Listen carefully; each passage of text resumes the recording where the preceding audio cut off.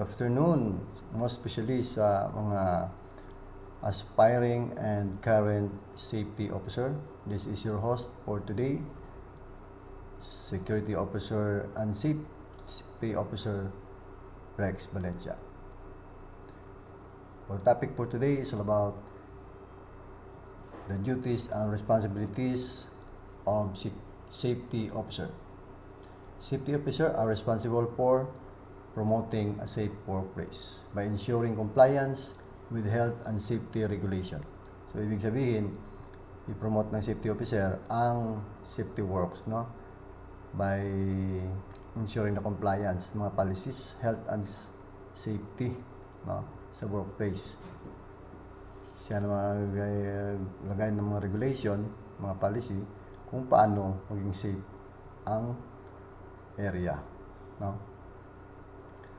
They may also be called occupational health and safety officer dahil dala niya na ang health niyan, like ang karamdaman ng mga tao at kung paano i-balance ang pagtatrabaho at mga kung ano-ano dyan ng mga unauthorized na mga bagay-bagay, no, na makaapekto sa mga trabahante. So the safety officer duties are risk assessment. Risk assessment, identify potential hazard and assess risk. No, hanapin niya yan, hanapin niya kung ano ba talaga ang existing na mga hazard sa area. No? Mga hazard sa area, ibig sabihin mga hindi kanaya-naya, no, na makadulot ng sakit sa mga workers or it harms or injure the workers, no. Siyempre, pag ikaw ang safety officer, pag you identify the potential hazard, assess the rest, no, i-assess mo yan para na matanggal yan by mitigation or transfer ang mga unsafe na mga bagay, no? Ang unsafe na mga bagay ay halimbawa mga matulis na mga bagay. So, unsafe situation yan sa workplace, no? At the same time, unsafe acts, it can be cause an injured or damage to property and to the personnel who works in their workplace, no? Sinasabi na unsafe acts sa galaw mo na hindi ka nag-comply sa compliance ng safety rules, no? Like, makyat ka sa taas, wala kang harness, bigla kang nadulas, nahulog ka. So, that is what we call unsafe acts, no? So, next is safety inspection, ang sa kanyang duties niyan. Conduct regular inspection to identify and mitigate hazard. Siya, ikutan niyan, i-inspect niya para makita niya ang mga hazard, then mitigate, tanggalin. Safety training.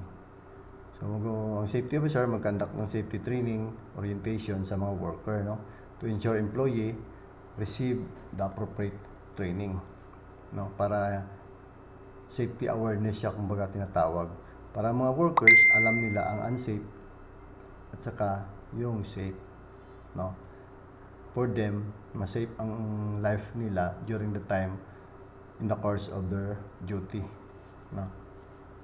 Then incident investigation, he also investigation sa safety if there is an incident during the time of working hour, no, due to unsafe acts sa mga tao, no, ng mga workers. Lahat-lahat na, no, ano ang dahilan kung bakit nagka-aksidente. So, next is safety policy. He is also responsible to develop and implement workplace specific safety measures. For that, the area would be sound and healthy environment. Kung saan ang mga worker ay safe sa kanilang pagtrabaho. And then pleasant, of course, pleasant ang situation. Walang mga maamoy or mainit.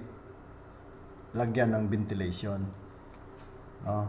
Ventilation para lumabas yung init, hindi naman masuffocate or hindi naman dehydrate yung mga workers. Yon. Safety guidelines. Ensure compliance with occupational health and safety. Guidelines, no? Kung ano mga guidelines nga galing sa DOLE, i-implement niya yan.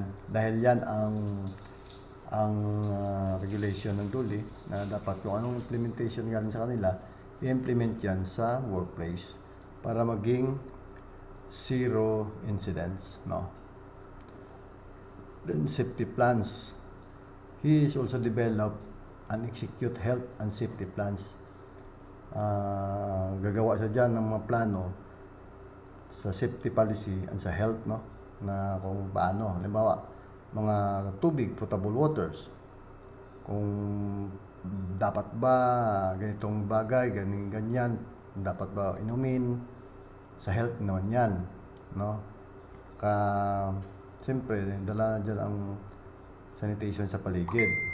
Walang may mga maamoy, wala na yan, kasama na lahat. Then, mga safety plans, of course. Ulitin ko, mga safety plans para may guide ang mga workers kung paano na hindi dapat nila, may limitation sila kung paano, no? Sa habang nagtatrabaho sila na hindi sila ma-damage or ma-injured. Last is safety measures. Advise on safety measures and enforce preventive measures.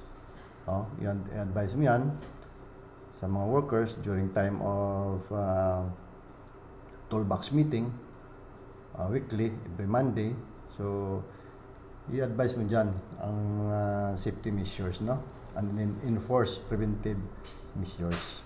I-enforce mo na para kung saan ay mga workers natin at mga admin personnel ay may kanya-kanya silang workplace. So, malalaman nila at mas safety ang sa kanila, ang sarili nila habang sila ay gumagawa during the course of action, no, in the workplace. So, yan guys, no, ang trabaho ng safety officers. So, sa mga aspiring, again, you play this video, then share to help others, no? So, once again, to my followers, always like and share sa mga more videos pa natin to inform the public and to aware the public. Good afternoon.